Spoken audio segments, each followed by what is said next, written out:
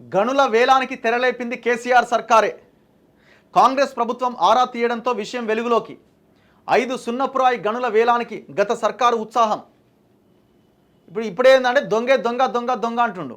ఇదే దొంగ ఇంకొకరిని దొంగ అంటుండు. ఆయన చేసిన దొంగతనం ఏంటంటే గతంలో 5 సున్నపురాయి గనుల వేలానికి గత సర్కారు ఉత్సాహం చూపించిందట.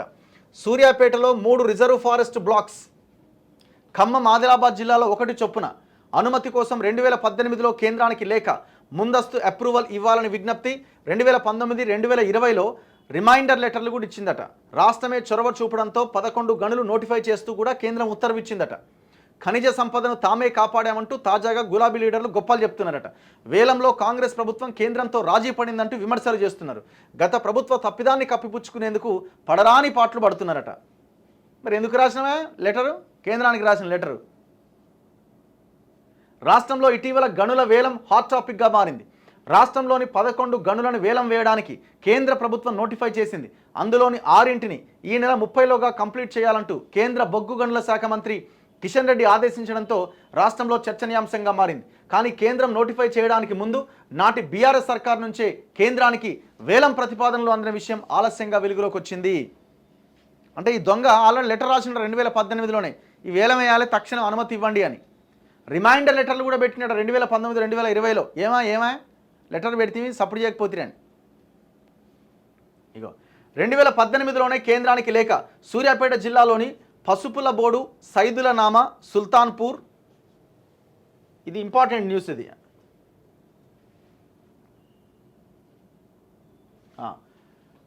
ఆ రిజర్వ్ ఫారెస్ట్ పరిధిలో ఉన్న సున్నపురాయి అంటే లైమ్ స్టోన్ అనమాట.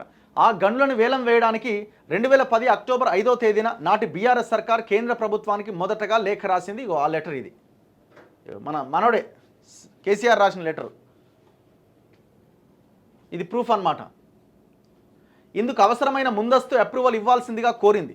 పర్యావరణ సంబంధ అంశాలతో ముడిపడి ఉన్నందున కేంద్రం పర్మిషన్ కోసం రిక్వెస్ట్ చేసింది. ఆశించిన తీరులో కేంద్రం నుంచి స్పందన రాకపోవడంతో 2019 అక్టోబర్ 29వ తేదీన కేంద్ర ప్రభుత్వానికి ఫస్ట్ రిమైండర్ పంపిందట. అంటే ఏమైంది లెటర్ పెడితే మీరు ఇంతవరకు అనుమతి ఇవ్వకపోతే దాని గురించి చెప్పండి అని ఫస్ట్. దాని తర్వాత మళ్ళీ రిప్లై రాలే. దాంతో మళ్ళా 2020 సెప్టెంబర్ 16వ తేదీన మరోసారి మళ్ళీ రిమైండర్ రాసిండట. మళ్ళీ ఏమాయని వేలం ద్వారానే ఈ 3 గనులు కేటాయించడానికి వీలైనంత తొందరగా అనుమతి మంజూరు చేయాలని ఆ రిమైండర్లో కోరింది. రాష్ట్ర సర్కార్ తరపున అప్పటి చీఫ్ సెక్రటరీ, మైనింగ్ శాఖ బాధ్యతలు చూస్తున్న కేంద్ర గనుల శాఖ కార్యదర్శికి వివరణతో కూడిన లేఖలు రాశారు. ఖమ్మం జిల్లాలోని చింతల తాండా, ఆదిలాబాద్ జిల్లాలోని కంప జునపాని, సున్నపురాయి గనులను సైతం వేలం వేయడానికి ముందస్తు అప్రూవల్ ఇవ్వాల్సిందిగా మరో లేఖలో కేంద్ర ప్రభుత్వానికి విజ్ఞప్తి చేసింది. నాటి రాష్ట్ర ప్రభుత్వం ఉత్సాహం. కేంద్ర ప్రభుత్వం గనుల వేలానికి మైన్స్ మినరల్స్ చట్టానికి సవరణ చేయగా అంతకన్నా వేగంగా నాటి రాష్ట్ర ప్రభుత్వమే ఉత్సాహం చూపిందనే విమర్శలున్నాయి. రాష్ట్రం చొరవ తీసుకోవడంతో కేంద్రం సైతం చట్టానికి అనుగుణంగా రాష్ట్ర ప్రభుత్వం పేర్కొన్న 11 గనులు వేలం వేయడానికి వీలుగా నోటిఫై చేసింది. ఆనాడు కేసీఆర్ సర్కార్ దాన్ని వ్యతిరేకించి ఉంటే పరిస్థితులు మరో రకంగా ఉండేవని, కానీ కేంద్రం స్వచ్ఛందంగా నిర్ణయం తీసుకోవడానికి ముందే రాష్ట్రమే చొరవ తీసుకోవడం అప్పట్లో చర్చనీయాంశంగా మారింది. గనుల శాఖ మంత్రిగా కిషన్ రెడ్డి బాధ్యతలు తీసుకున్న తర్వాత ఆ శాఖ అధికారులతో నిర్వహించిన తొలి రివ్యూలో తెలంగాణకు సంబంధించిన 11 గనులు నోటిఫై చేసిన అంశం ప్రస్తావనకు రావడంతో ఇకనైనా జాప్యం చేయకుండా వేలం నిర్వహించాలన్న నిర్ణయం జరిగిందట.